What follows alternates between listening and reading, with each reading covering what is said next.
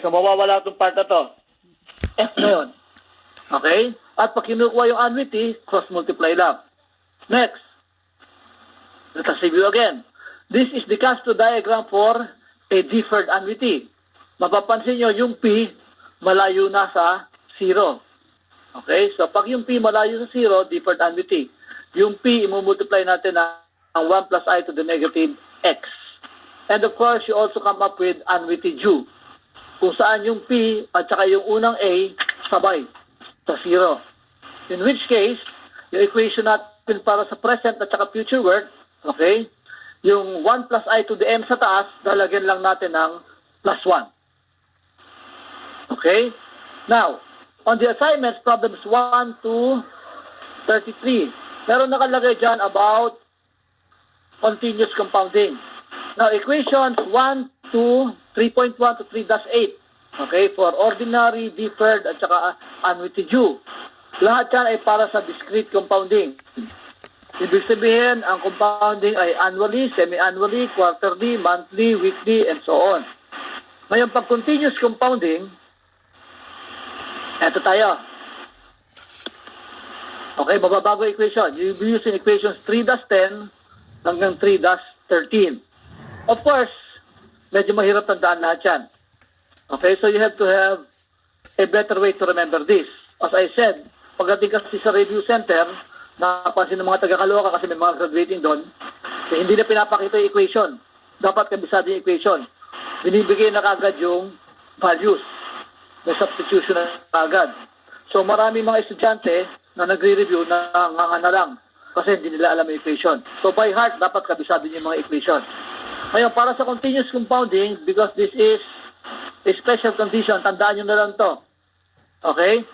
Doon sa compound interest, ano equation natin sa compound interest? F is equal to P multiplied by 1 plus I to the N. Tama ba? Ano? Tama ba?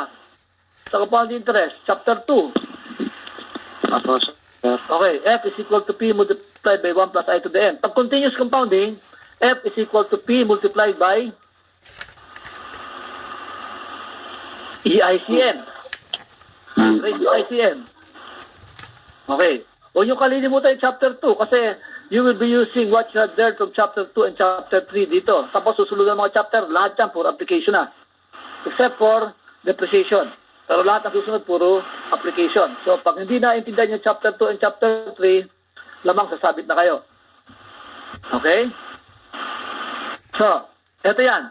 So, basically, between discrete and compound, continuous compounding, yung EICN ay equal sa 1 plus I to the N. So, if I equate EICN equals 1 plus I to the N, magka-cancel ang N. So, ito matitira. Okay? Yung 1 plus I, papalitan natin ng EIC. At yung I is equal to EIC minus 1. So, doon sa equation natin ng present work na 3-1. Okay? Ang nakalagay doon ay 1 plus I raised to N minus 1. So, yung 1 plus I to the N, papalitan natin ng, ayun, 1 plus I ng EICN minus 1 over I. Ito yung value ng I, ipapalit natin. Tapos, multiplied by 1 plus I to the N. So, that's EICN. Okay, ito yung simplified version. Oh, pwede na yung hindi tandaan to, dito na lang kayo. Basta tandaan, lahat ng 1 plus I to the N, papalitan ng EICN, lahat ng I, papalitan ng EIC minus 1. So, continuous compounding na yan para sa annuities. Okay? So, there is a sample problem for that. May tanong ba? Mag-raise ka agad ng question kung may tanong. Sir, kunwari sir, nakalimutan yung equation ng ano, yung para sa annuity ng continuous compounding. Ayun, yun na nga na. Yun nga. Ito ang Hindi, gagawin. pwede mo padaanin dun sa ano, gagawin mo ng ano, effective rate. Sa? Paano mo gagawin effective, Kai? Ang problema, yung payment mo ay quarterly. Kunyari, o semi-annual. Tanda mo, ang ina-adjust natin ay yung interest rate. Ngayon, aside, kung ano, yung continuous mo ay yearly rin. Wala problema, kunin mo effective Oh. ng EIC. Pwede naman. Ang nagawa ko kasi sir, ginawa ko munang IE. Tapos yung IE, pwede. kinuha ko yung IE in terms of, Pwede. Yung equivalent na IE para sa continuous compounding. Pwede. Okay?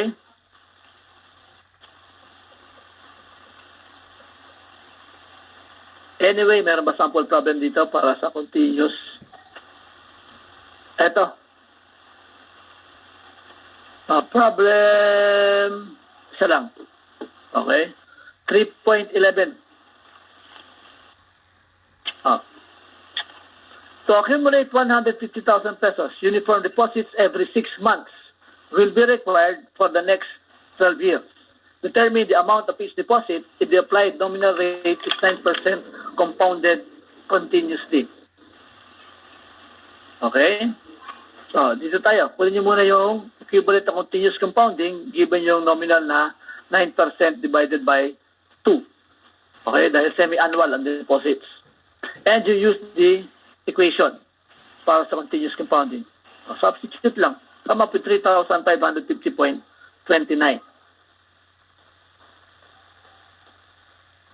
So, okay tayo. Ngayon, meron medyo mas mahihirap na problem dyan. Ito ay mga ganitong problem. Okay, this is combined compound interest and annuity. Chelsea here, yung official na tagabasa natin. Wala si Chelsea. Dito po. Ayun, Chelsea. Okay, so bear with me with this class. Okay, maraming problems to na ganito. Kasi puro karamihan na board exam, puro ganito. Hindi sila nabibigay ng simple problem lang. Chelsea, problem number 12. Pakibasa. Maintenance cost of an equipment is 20,000 pesos a year for 2 years, 40,000 pesos at the end of 4 years, and 80,000 pesos at the end of 8 years. Compute the semi-annual amount that must be set aside for this equipment. Money is worth 10% compounded annually. Okay. So,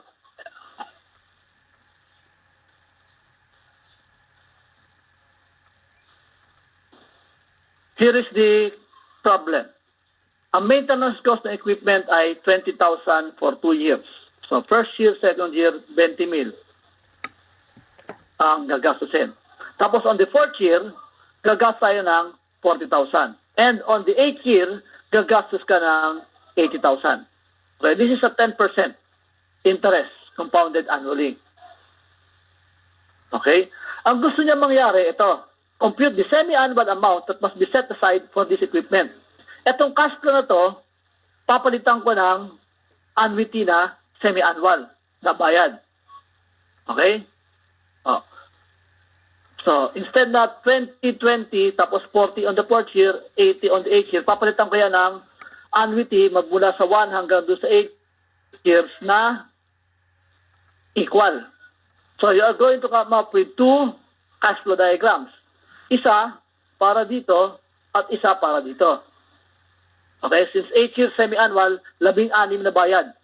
So, ang gusto niya mangyari, palitan to ng annuity na 16 payments na semi-annual.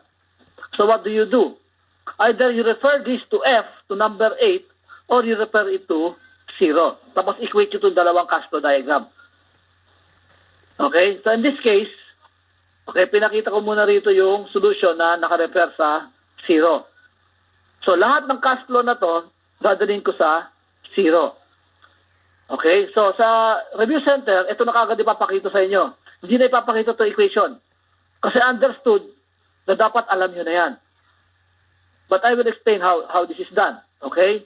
Yung first two na 20,000, anong klaseng cash flow to?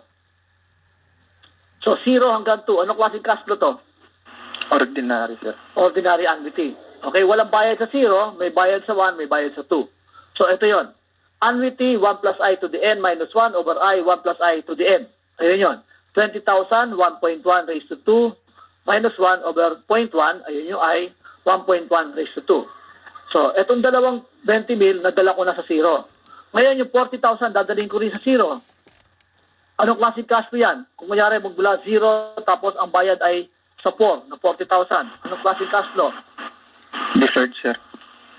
Hindi deferred yan. Hindi naman annuity itong 40. Ay, hindi pa. Compound interest lang yan. Future, dadalhin ko sa present. Ano equation? F multiplied by 1 plus I to the negative N. Tama ba?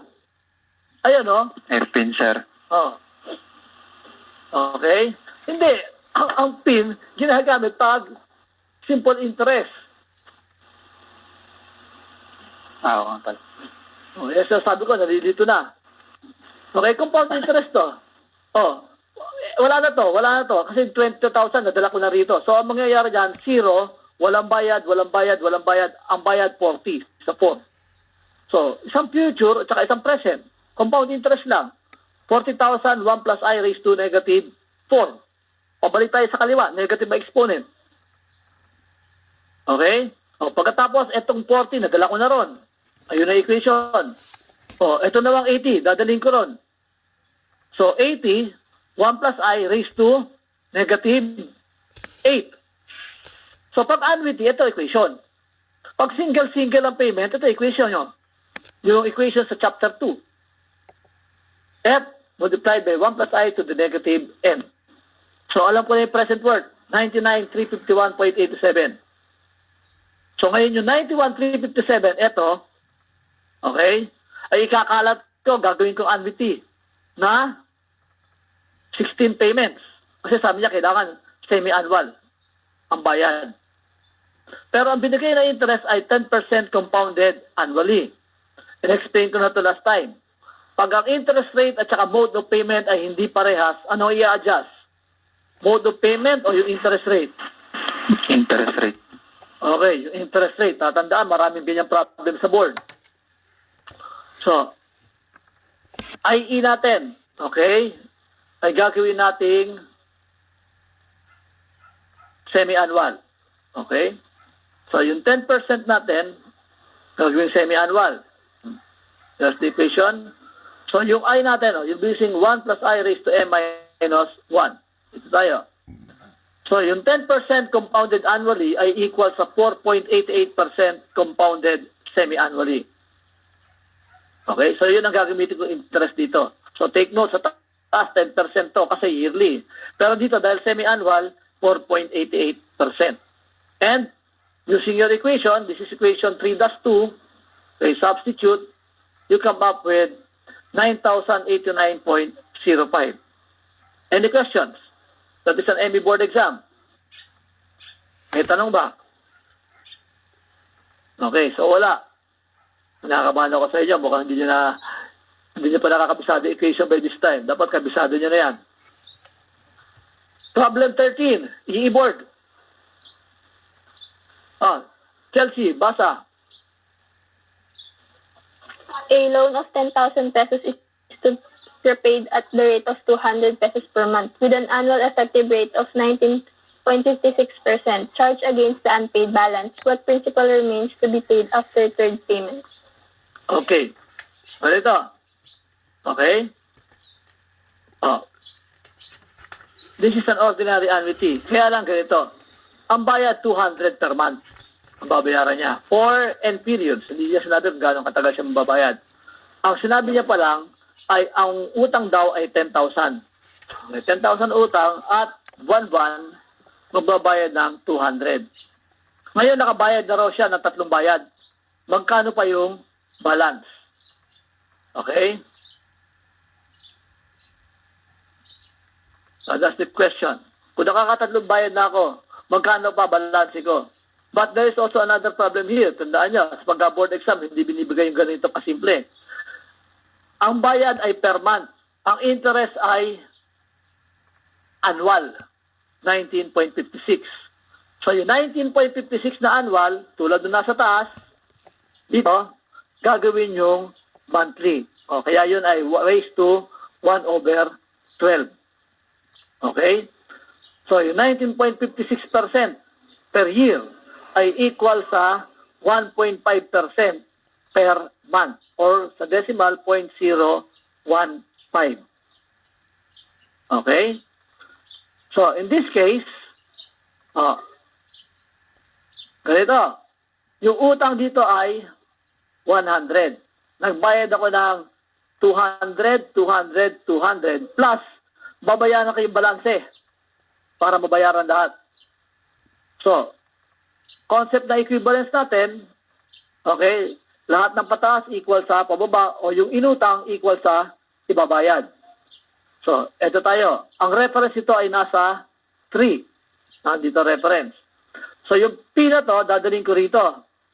That is now equal to 10,000 multiplied by 1.015, that is 1 plus I, raised to positive 3. Bakit positive 3? Nasa reference yung 3. Okay, sinala ko sa kanan. Okay, papunta sa kanan. Positive ba exponent? Okay?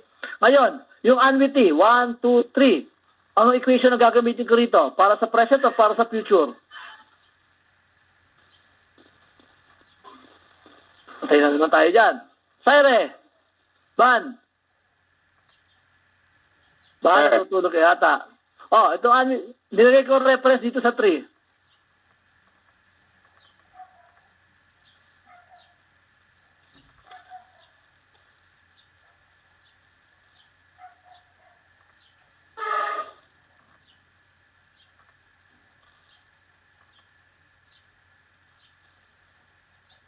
O, yun, Ban. Ang reference nasa 3. O, lahat ng pataas equal sa pababa. O, yung P, dinala ko na ron. So, 10,000 multiplied by 1.015 raised to positive 3. Dinala ko ron. Ngayon, tinatanong ko, itong tatlong annuity na 200 pesos, dadalhin ko sa 3. Anong equation gagawin ko? O gagamitin ko?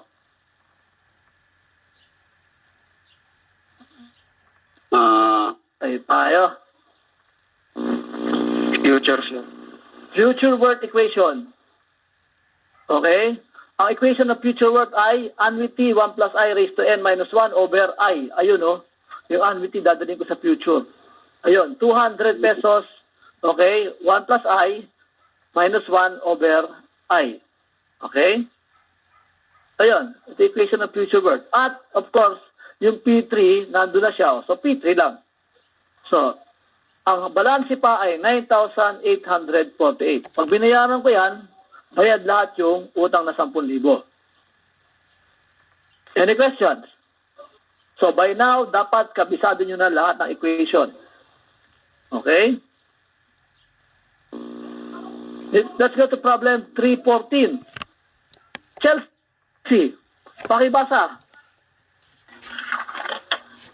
If money is for 12% compounded quarterly, determine the single payment at the end of the fourth year that will replace a uniform annual series of 2,500 pesos for 14 years. Okay. Ang given nominal rate, 12% compounded quarterly. Ang gusto niya mangyari, okay, may bayad tayo para malinaw. 2,500 for 14 years. Yearly, 2,500. Ang gusto niya, hindi na siya magbabayad ng ganito na yearly, na 2,500 for 14 years. Ang gusto niya, isang bayad na lang sa 4th year. Ang tanong, magkano equivalent ng isang bayad na yon? Kung itong 2,500 na to, dadalhin ko na lang sa 4. So, ang reference nasa 4. Okay?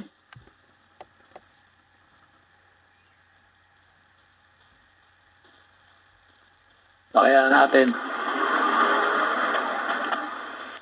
Yan. So, single payment na lang daw. Sa 4. Ayan na reference. So, yung P equal sa annuity na 2,500 per year. Pero hindi rin ganun kadali. Ulitin natin. You underline, 12% compounded quarterly, tapos ang payment, 14 years. Okay, annual. Uniform annual series. So, ang bayad ay every year. So, kailangan yung 12% compounded quarterly ay gawin ko munang yearly. At para maging gano'n yon, kukunin ko yung effective. Okay? So, taking the effective rate, yung 12% compounded quarterly is equal to 12.55% compounded yearly. Okay? So, 12% per quarter is 12.55 per year. Ngayon, ang tanong ngayon ay yung cash flow diagram. So, dalawang cash flow diagram yan. Actually, isang 2.5 for 14 years at isang P na babayaran on the 4th year. Okay? So, ang reference nito ay nilagay sa 4. Ando na reference sa 4. So, yung P equal dito. So, P, ayun na, is now equal to 2.5, 2.5, 2.5, 2.5 hanggang 4. Okay? Anong equation na gagamitin ko? Na annuity equation. Future. Tama ba? Kasi yung 4 na to, dinala ko sa 4. Papunta ako sa kanan. So, future worth equation. Ito, future worth equation ng annuity. Ayun. Raised to 4 minus 1 over I. Tapos itong 2.5 na to, okay, from 5 to 14, ay ibabalik ko papunta sa 4. So, anong equation ng annuity gagamitin ko? Present worth equation. Okay? Ito, present worth equation. 1 plus I raised to n minus 1 over I, 1 plus I to the n. So, yun yung 2.5. 1 plus I to the n minus 1, I, 1 plus I to the n. So, magsasalubong. Etong present equation papunta sa 4 at yung future equation papunta sa 4. Medyo naiintindihan na ngayon. Opo, sir. Okay? So, yung mga hindi pa nakakaintindi, medyo namnamin yung mabuti yan. Oh, as I said, sa review center, hindi ipapakita to. Diretso na yan. Ito na kagad yan. Kasi nga, review na lang yon. Dapat alam nyo na yan. Okay, ang Manila kasi nga ngayon, sa curriculum nyo, yung engineering economy nilagay sa third year per SEM. Nilalagay ito dapat sa graduating SEM para hindi malimutan ng estudyante. Doon sa old curriculum, nasa 5th year, 2nd SEM to eh. Sa inyo, nilagay na sa third year per SEM. So, kailangan hanggang pag-graduate nyo, natatandaan nyo pa yung mga equation. So, there's your value for P. And of course, the last one, meron pa ba rito? Naku, marami pala to. Chelsea Basa, Emmy Board, March 2014. A company deposits 1,000 pesos every year for 10 years in a bank. The company makes no deposits during the subsequent 5 years. If the bank pays 8% interest, the amount in the account at the end of 15 years is nearest to. Okay. Ganito. Nagbayad yung bangko, a company, okay, nag-deposit yung bangko na 1,000 every year for 10 years. So, 1, 2, 3, hanggang 10 taon. So, 10 bayad. Okay, 10 deposit doon sa bangko. Pagkatapos, on the 11th, 12th, 13th, 14th, tsaka 15th year, hindi na siya nag-deposit. At, ang tinatanong ngayon, magkano yung balanse? Okay, on the 15th year. Now, if you look at the annuity equations at saka cash flow diagrams, wala tayong cash flow diagram na ganito. Kung saan yung F ay hindi sabay ng last payment. Yung ordinary, deferred, at saka yung annuity due, ang F dapat nandito sa 10. Sabay ng huling bayad. Wala tayong cash flow diagram na sumobra yung F sa huling bayad. Meron tayo yung present, malayo sa 0. Deferred yun. Pero yung ganitong setup, wala. Wala po sa limit, sir. Okay, so which means mag-a-adjust tayo ng equation. So yung F, kukunin ko yung F dito sa 10. Okay, pag ginamit ko yung F dito sa 10, ito equation. F, A, 1 plus I to the N minus 1 over I. Wala pa to Ito lang. So 1,000, 1.08 raised to 10 payments minus 1 over I, 0.08. Which means ang F ko nandito na ngayon. Tama ba? Kasi sa cash flow diagram ng ordinary annuity, dapat ang F nandito. At ito yung equation na ginamit ko. Itong part na to. Okay, ito lang. Wala itong part na to. Oh, since nandito na ako, dadalhin ko to rito sa 15. Anong equation yung dadagdag ko?